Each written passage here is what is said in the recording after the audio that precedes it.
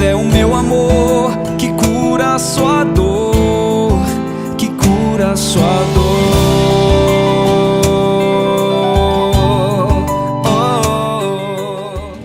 Em nome do Pai, e do Filho, e do Espírito Santo. Amém. Amém. Paz e bem, meu querido irmão, minha querida irmã. Nesta sexta-feira, né, aqui dia 6 de março, 15º dia aqui do nosso Retiro Quaresmal, a sexta-feira nos lembra o Sagrado Coração de Jesus, nos lembra que a igreja, né, pede jejum, penitência, recomenda a abstinência de carne. Então talvez hoje você possa, né, fazer essa experiência, deixar de comer a carne hoje, né, se dirigir a outros alimentos, escolher, melhor dizendo, né, outros alimentos. E para nós aqui na comunidade, a sexta-feira é um dia muito especial, porque é o dia que acontece o projeto de Mãos Estendidas, né, que é o projeto que leva a marmita para os irmãos em situação de rua, uma comida feita com amor e por amor. Eles não têm jejum de carne de sexta-feira não, viu, padre? Eles podem comer carne. Estão dispensados do compromisso. Estão dispensados, né? Porque come raramente, quanto mais, né, não comer carne. Então a gente procura sempre colocar uma carne na marmita dos nossos irmãos, além do arroz, do feijão, uma verdura, um legume, né? Para que eles possam receber, assim, uma comida que possa realmente dar força, né, para eles. Então a sexta-feira sempre é um dia muito especial aqui para nós, e eu quero louvar a Deus por todas as pessoas que têm colaborado, sendo voluntárias com esse projeto, tá bom? Vamos então aqui, hoje é o 15º dia, como eu disse, sexta-feira, mas o capítulo é o 16, na página 37, e tem como tema do sofrer os defeitos dos outros, né? Isso é algo muito importante, porque às vezes a gente não consegue mais suportar, né, padre? O defeito de alguém. A gente briga, a gente bate de frente, a gente quer que o outro mude, a gente não aceita o modo de ser do outro. E aí Thomas Kempis dá uma grande lição para nós, né? Joga um balde de água fria sobre nossa cabeça. Então vamos aqui iniciando, né? Já reconhecendo a nossa condição, que é pecadora, e dizendo para Jesus do fundo do nosso coração: pesa-me, Deus meu, e me arrependo de todo o coração de vos ter ofendido. Pesa-me pelo inferno que mereci e pelo céu que perdi, mas muito mais, pesa-me porque pecando, ofendi a um Deus tão bom e tão grande como vós. Antes queria ter morrido que ter vos ofendido. Proponho-me firmemente não mais pecar e evitar todas as ocasiões próximas de pecado. Amém. Mãe dolorosa, rogai por nós. Hoje nós temos um tema que é um pouco espinhudo para nós, não é mesmo? É aquele tema que nos incomoda um pouquinho, porque ele diz do sofrer os defeitos dos outros. No Catecismo da Igreja Católica, esse tema se encontra no parágrafo 312, você pode pesquisar depois ali no seu catecismo. Claro que o livro foi escrito numa época em que não existia Catecismo da Igreja Católica, mas quando a gente fala desse conteúdo, do suportar o outro, o parágrafo 312 do Catecismo nos ajuda a pensar isso. O que o texto está nos provocando? Nós não podemos nos entregar ao sofrimento diante das coisas que nós não conseguimos mudar no outro. Algumas pessoas sofrem porque veem outras agindo de certas formas, principalmente para com elas, e essas pessoas não conseguem mudar a atitude do outro. O problema está na nossa necessidade de querer que o outro seja do jeito que nós queremos. E aqui Thomas Kempis dá uma grande lição, né? Ele nos mostra que é importante a gente olhar para as situações, para aquilo que nós não podemos mudar, para aquilo que o homem não pode emendar em si mesmo ou nos demais, e devemos tolerar tudo isso com paciência. Tem coisas que a gente não consegue fazer com que o outro mude. Tem situações que são muito difíceis e nós precisamos ter paciência. Ele chama a atenção também para um ponto muito importante, né? Que é necessário pedir que Deus auxilie para que possas levar tudo com serenidade e também com seriedade. Então é importante você ser uma pessoa orante.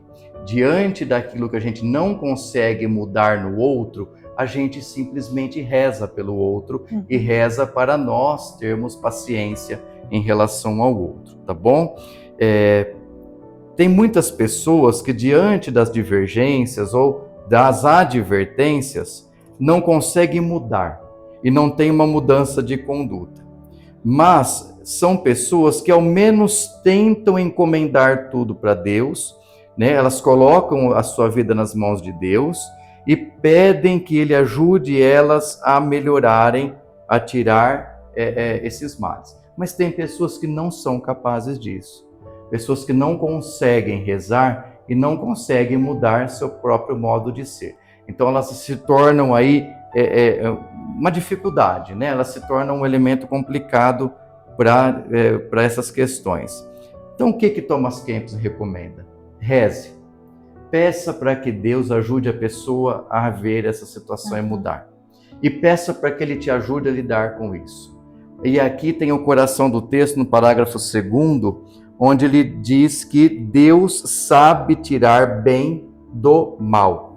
Santo Agostinho, lá no ano 400 e pouco, tem um axioma, né? O que é um axioma? Que é uma frase de impacto, né? É aquela palavra de impacto. Então, ele diz algo sobre isso. O que Santo Agostinho disse? Ele disse que Deus é sumamente bom e infinitamente poderoso, né? Para poder tirar um bem de qualquer mal. Santo Agostinho fala que Deus é onipotente, Ele é poderoso e Ele é capaz de tirar um bem de um mal. Ele consegue fazer de uma situação difícil tornar algo positivo. Por que eu estou dizendo isso? Porque a gente às vezes olha para as convivências difíceis que nós temos, nós pensamos, eu não vou aguentar, eu serei destruído, não estou suportando mais, mas eu também não consigo mudar minha vida, não tenho o que fazer, eu estou na fase do desespero. Então o que a gente pensa? Deus consegue transformar esse sofrimento em algo bom. Deus tira algo bom daqui, porque Ele pode, Ele tem esse poder, Ele tem essa capacidade, tá bom? Então guarda isso no teu coração. Não existe mal que seja impossível para Deus. Deus pode transformar tudo em algo de bom. A gente muitas vezes queremos que o outro mude ao nosso modo. E as pessoas não vão mudar o nosso modo. E quem disse que o nosso modo é melhor que o deles? Também. Nós também erramos, nós também falhamos. E nem sempre aquela opinião que nós temos a respeito das pessoas ou das situações é o melhor. Nós acreditamos que aquilo seja bom, mas nem sempre é melhor. Do jeitinho que a pessoa é o melhor para ela. É o jeito que ela consegue viver, é o jeito que ela tem de funcionar, como dizem os psicólogos na atualidade. Então é importante a gente guardar isso no coração e também ter isso em nossa mente. E o que mais que ele nos diz? Lá no parágrafo 4º, ele dá a entender um ponto muito importante. Ora, Deus assim o dispôs para que aprendamos a carregar uns o fardo dos outros.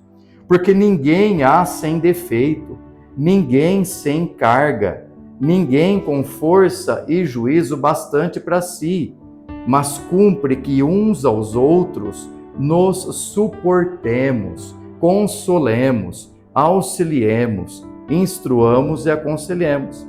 A virtude está nisso, né? Em possuir a capacidade de suportar as adversidades.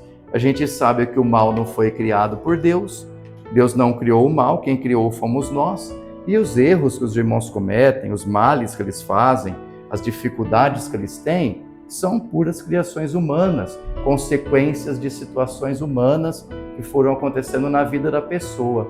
Nós precisamos aprender a lidar com isso, a nos ajudarmos a chegar até Deus. Eu queria destacar aqui, eu até anotei quando eu li esse texto, né, da situação de José do Egito, lá no capítulo 50 do livro do Gênesis. Né, o José do Egito, quando recebe os irmãos que vão pedir socorro no Egito, eles não conheceram ele, mas ele conheceu eles rapidamente. que ele fez? Ele podia mandar prender todo mundo e matar todo mundo, trazer o pai dele e ficar às mil maravilhas. Se vingar. Se vingar, né? Ele tinha na mão dele o poder da vingança, o poder sobre a vida deles. Mas o que José do Egito fez? Ele foi capaz de entender que todo o sofrimento que ele passou na sua vida precisava ser transformado em bem, precisava ser revertido em graça, precisava ser transformado em algo bom para alguém. E quem que seria esse alguém? O próprio pai dele e os filhos desse pai, né? Os irmãos de José. José manda trazer a família toda e dá alimento para todos eles e vive com o pai até o fim de sua vida. Então nós vemos aí um elemento muito bonito, que é você olhar para as situações difíceis da vida e ver que dali Deus faz surgir algo bom. Algo bom vai surgir disso. Se não for para o crescimento nesse mundo, vai ser para você chegar até os céus. E aí você consegue lidar com as situações difíceis. A gente vê muitas mulheres casadas com homens difíceis. Mas eu já vi também homens casados com mulheres muito difíceis. E que a gente se pergunta, qual o sentido disso, né? Por que Deus permitiu que isso acontecesse? Deus permite-nos lidar com certas situações para o nosso crescimento espiritual. Esse mundo é uma escola. É verdade. E nessa escola da vida, a gente é chamado a lidar com todo tipo de pessoas, todo tipo de situações. Enquanto o senhor ia falando, eu me lembrei que dias atrás eu assisti um filme, eu estava lá com o Zezinho em casa, num domingo, né, tranquilo aqui da comunidade, nós assistimos um filme onde um casal, os dois casados, né, eles não buscavam a Deus, não acreditavam, não iam na igreja. Mas a mulher, né, a esposa, um dia, por alguma situação que eu não estou me lembrando agora, estava sofrendo muito e foi pedir conselho para uma conhecida, uma vizinha, e essa vizinha era muito religiosa, temente a Deus, e era um problema no casamento, e ela falou, olha, vamos rezar, né? Aí elas rezaram, ela falou, olha, aceita Jesus como seu Senhor e Salvador, né? Volta para a igreja, e ela começou então a trilhar esse caminho de volta, né? Aí então nos momentos de oração, mas o marido começou a se irritar muito com aquilo, e se irritava profundamente, porque eles já tinham combinado que isso não aconteceria, que eles não iam buscar a Deus, enfim, que ele não acreditava em Jesus. Mas ela continuou buscando força em Deus e buscando, né, conselhos com essa amiga lá da igreja, e ela viu que assim, quanto mais ela falava, pior ficava. E ele era um estudioso, ele começou a pesquisar porque ele queria provar que Jesus não tinha morrido, que o sofrimento dele não tinha acontecido, bom, enfim. O filme passa, né, e ele até assim falou para ela que ele pensava em se separar dela por causa disso, porque ela estava indo na igreja e ele não queria aquilo, ele ameaçou ela, e ela rezando por ele, rezando por essa situação e se mantendo firme. E aí depois, então, para encurtar aqui a história, ele realmente reconhece que Jesus, né, morreu na cruz para salvar, e aí ele então aceita, fala para ela chorando, e fala, e agora o que eu faço? Ela falou, Jesus está aqui com a gente, aceita ele como Senhor e Salvador. E ali então, né, ele se volta para Deus e ele dizia, você nunca deixou de me amar. Então naquele momento, onde ela buscava Deus, mas ele não, e pelo contrário, ele estava fazendo de tudo, inclusive até ameaçando, e o casamento deles correndo o risco, né, de uma separação, ela não desistiu da oração, não desistiu de caminhar na igreja, não desistiu de rezar, e foi amando o seu esposo diante daquela fraqueza que ele estava, que ela queria que ele mudasse, mas ele mudava. Mas chegou um dia em que ele realmente mudou. Então eu penso que é um pouco disso que o senhor está falando e que o tema de hoje está dizendo. Sim. Ele diz aqui, interessante, né? Porque ele fala assim, que a gente descobre a virtude que a pessoa possui quando a gente está na adversidade. Então uma mulher dessa, olha quanta virtude, né, ele percebeu nela. Quer dizer, quando eu estava na pior, você esteve ao meu lado. Então, na adversidade, na dificuldade, na crise, é que você vai descobrir quanta virtude você tem. Se você não sabe lidar com essas situações, se você não consegue ser fiel, se você não consegue respeitar o outro, na dor do outro, é um sinal de alerta para que você pense que você não tem tantas virtudes quanto você imagina. Então é um ponto muito doloroso para nós, né? Principalmente quando a gente cai em si e percebe, eu não sou isso que eu pensava que eu era e eu preciso mudar muitas coisas na minha vida. Nós vamos rezar aqui, né, a primeira dor de Nossa Senhora, reconhecendo isso, né? E tendo a certeza de que tudo pode ser mudado pela força da oração. Aquilo que eu não consigo mudar no outro, eu não vou conseguir mesmo, né? Deus pode, através da minha oração, da minha intercessão, do jejum que eu faço, dos sacrifícios que eu faço, do amor e do testemunho que eu dou, né? Dentro da minha casa, com meu marido, com os meus filhos, com a minha esposa. Então vamos rezar então essa primeira dor de Nossa Senhora, né? A primeira estação aqui dessa via dolorosa, onde nós contemplamos a profecia do santo ancião Simeão. Considera, alma minha, a grande dor da Virgem Santíssima, ao ouvir as tristes palavras que o ancião Simeão profetizou, referentes à paixão e morte do menino Jesus. Ó Mãe aflita, pela dor com que foste tão atormentada em tua alma, te suplico, me dê lágrimas de verdadeira contrição, para que seja meritória a compaixão que sinto por tuas dores. Vamos juntos? Deus vos salve Maria, cheia sois de dores.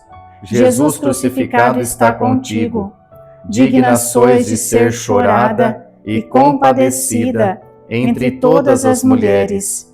E digno é de ser chorado e compadecido Jesus, bendito o fruto de teu ventre. Santa Maria, Mãe do crucificado, dai lágrimas a nós, crucificadores de teu Filho, agora e na hora de nossa morte. Amém. Mãe dolorosa, rogai por nós. Pai nosso, que estais no céu, santificado seja o vosso nome, venha a nós o vosso reino. Seja feita a vossa vontade, assim na terra como no céu. O pão nosso de cada dia nos dai hoje, perdoai-nos as nossas ofensas, assim como nós perdoamos a quem nos tem ofendido. E não nos deixeis cair em tentação, mas livrai-nos do mal. Amém. Ave Maria, cheia de graça, o Senhor é convosco. Bendita sois vós entre as mulheres, e bendito é o fruto do vosso ventre, Jesus. Santa Maria, Mãe de Deus, rogai por nós, pecadores, agora e na hora de nossa morte. Amém. Glória ao Pai, ao Filho e ao Espírito Santo, como era no princípio, agora e sempre. Amém. Mãe dolorosa, rogai por nós. E nós rezamos assim: Nossa Senhora das Dores, eu te apresento todas as minhas necessidades, mágoas, tristezas, misérias e sofrimentos. Ó Mãe das Dores e Rainha dos Mártires, que tanto sofreste ao ver teu filho flagelado, escarnecido e morto para me salvar, acolhe as minhas preces. Mãe amável, concede-me uma verdadeira contrição dos meus pecados e uma sincera mudança de vida. Nossa Senhora das Dores, quando as dores vierem e os sofrimentos chegarem, não me deixes desanimar. Mãe das Dores, envolve-me em teu sagrado manto e ajuda-me a passar pelo vale de lágrimas. Amém. Assim nós vamos aqui, né, concluindo esse 15º dia do nosso retiro quaresmal, né, pedindo que Deus tenha misericórdia de nós, pedindo que Deus venha em socorro, né, às nossas fraquezas, aquelas situações que nós vamos vivendo, que nós não conseguimos mudar, que nos trazem dor, desconforto, né, muitas vezes até uma revolta, mas pedindo que a bênção de Deus esteja sobre nós, sobre essas pessoas e sobre essas situações. O Senhor esteja convosco. E Ele está no meio de nós. Por intercessão de Nossa Senhora das Dores, desça sobre vós e permaneça para sempre a bênção de Deus Todo-Poderoso, Pai e Filho e Espírito Santo. Amém. Vamos rezar assim: ó Divina Misericórdia, fonte de milagres e prodígios, eu confio em vós. Foi por você que na cruz meu sangue foi derramado. Por isso sinta-se querido e amado, pois é o meu amor que cura a sua dor, que cura a sua dor.